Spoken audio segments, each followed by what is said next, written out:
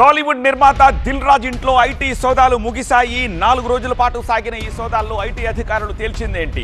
ఈ డెవలప్మెంట్స్ ని ఇప్పుడు మొదటి బ్రేకింగ్ రూపంలో చూద్దాము. టాలీవుడ్ నిర్మాత దిల్ రాజు నివాసంలో ఐటీ సోదాలు ముగిశాయి.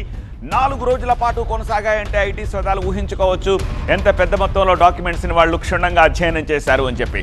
దిల్ రాజు నివాసంలో పలు పత్రాలను సీజ్ చేశారు. దిల్ రాజును తమ వాహనంలో శ్రీనగర్ కాలనీలోని ఆఫీస్కి తీసుకెళ్లారు అధికారులు. ఆయన నిర్మించిన సినిమాలు వచ్చిన లాభాలపై ఐటీ ఆరా తీసింది.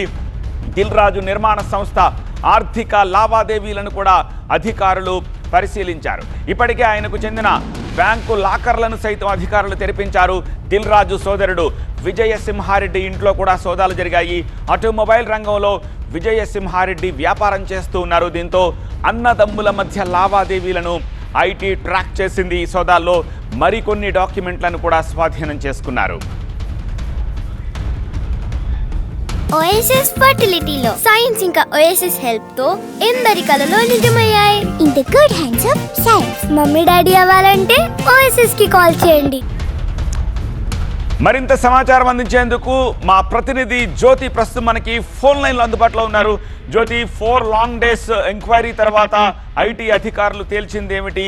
అండ్ ఈ సోదాల పట్ల దిల్ రాజు ఏమైనా రియాక్ట్ అయ్యారా?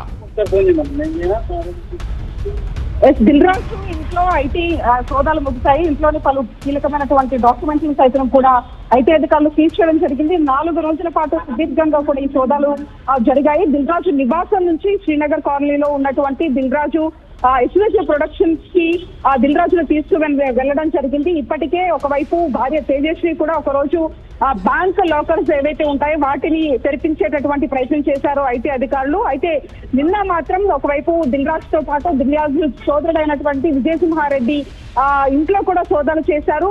అన్నదమ్ముల మధ్య జరిగినటువంటి ట్రాన్సాక్షన్స్ కావచ్చు ఏవైతే ఉంటాయో వాటికి సంబంధించి పూర్తిగా కూడా వివరాలను అడిగి తెలుసుకున్నటువంటి పరిస్థితి. అంతేకాకుండా డాక్యుమెంట్స్ సైతం కూడా పరిశీలించినటువంటి పరిస్థితి. ఇప్పటికే కీలకమైనటువంటి డాక్యుమెంట్స్ ను స్వాధీనం చేసుకొని నేరుగా జూబ్లీహిల్స్ లో దిల్ రాజు నివాసం నుంచి ఏదైతే దిల్ రాజు ప్రొడక్షన్స్ ఉందో ఎస్విసి అక్కడ ఆ కార్యాలయానికి తీసుకుని వెళ్ళడం జరిగింది.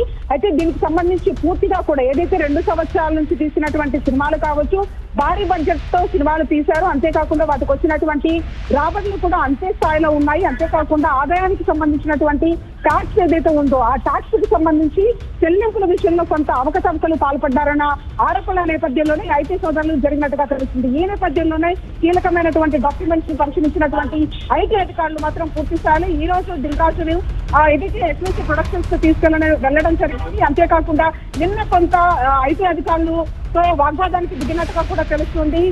ప్రధానంగా వాళ్ళ ఇంట్లో ఎవరైతే పనిచేస్తూ ఉంటారో వాళ్ళకి సంబంధించినటువంటి మొబైల్ ఫోన్స్ కూడా స్వాధీనం చేసుకున్నటువంటి ఐటీ అధికారులు. అంతేకాకుండా కొంత సమాచారాన్ని వాళ్ళని అడిగేటటువంటి ప్రయత్నం చేశారు.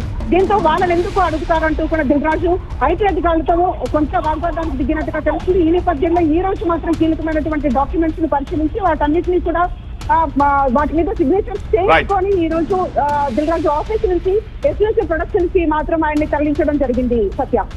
రైట్ జ్యోతి.